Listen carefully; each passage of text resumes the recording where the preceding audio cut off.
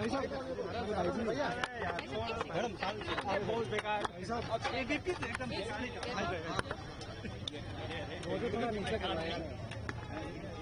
आज कारगिल विजय दिवस की आप सबको बहुत बहुत शुभकामनाएं। जेएनयू के कैंपस में मेरा सौभाग्य रहा कि मैं एडवोकेट एहसान मिर्जा जी का भाषण, उनका वक्तव्य सुनने आई विद्यार्थी परिषद के सौजन्य से। मुझे इस बात की बेहद प्रसन्नता है कि एहसान भाई जैसे हमारे नागरिकों ने न सिर्फ भारत का परचम बुलंद रखा, अपने योगदान से वकालत करते हैं, लेकिन साथ ही जिस गर्मजोशी से आज उन्होंने कैंपस में जम्मू कश्मीर की धारा 370 जब लागू थी, हकीकतों को हम सबके सामने प्रस्तुत किया, तो उनकी आप बीती और धारा 370 हटने के बाद जिस प्रकार से वाल्मीकि समाज, दलित समाज और हमारा जो आदिवासी समाज है और विशेषतः महिलाओं का जो संवैधानिक अधिकार है, उसे कैसे भारत सरकार द्वारा पुनः स्थापित किया गया, इस पर एहसान भाई ने यहाँ पर परिचर्चा की। मैं सभी छात्रों की ओर से और हिंदुस्तान के सामान्य नागरिक की ओर से एहसान भाई आप जैसे नागरिकों का आभार व्यक्त करती हूँ। आज कारगिल विजय दिवस की आपको भी शुभकामनाएं देती हूँ। मैम, जिस तरीके से आज प्रदर्शन हो रहा है, उनको क्या जवाब देना चाहेंगे जो लोग? देखिए, पाकिस्तान की अघोषित ये रणनीति रही है that India should lead by 1000 cuts.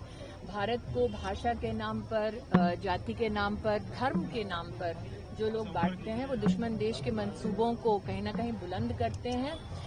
ये नया नहीं है कि इस कैंपस में भारत के खिलाफ नारे उठे, ये नया नहीं है कि इस कैंपस में भारतीय सेना के अपमानों की कई अलग अलग कार्यक्रमों में उल्लेख प्रेस के माध्यम से हमें प्राप्त हुआ।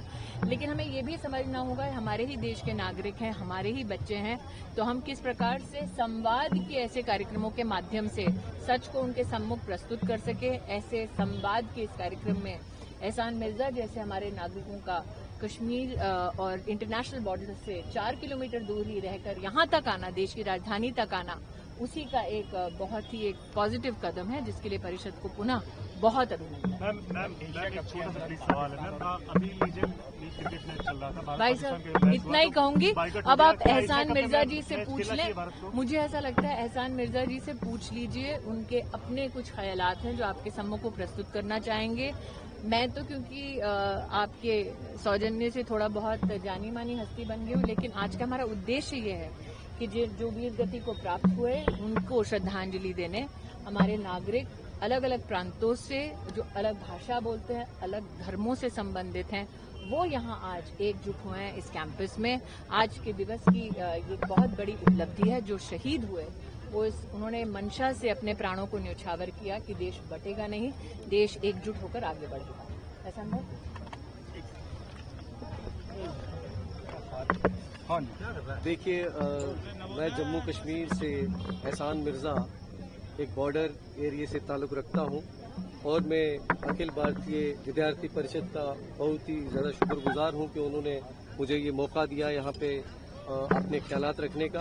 एक चीज़ मैं ज़रूर कहूँगा कि मैं जम्मू कश्मीर से आज ख़ुसूसन एक बात पूरे जम्मू कश्मीर की आवाम की तरफ से जेएनयू के अंदर आके कहना चाहता था कि कुछ लोगों ने यहाँ पे इसी स्टेज के ऊपर नारे दिए थे कि भारत के टुकड़ों की बात की थी, तो उनको मैं एक मैसेज देने आया हूँ जम्मू कश्मीर से कि हम भारत पे मर मिटेंगे इंशाअल्लाह, इंशाअल्लाह, और मरते मरते यही कहेंगे इंशाअल्लाह, इंशाअल्लाह।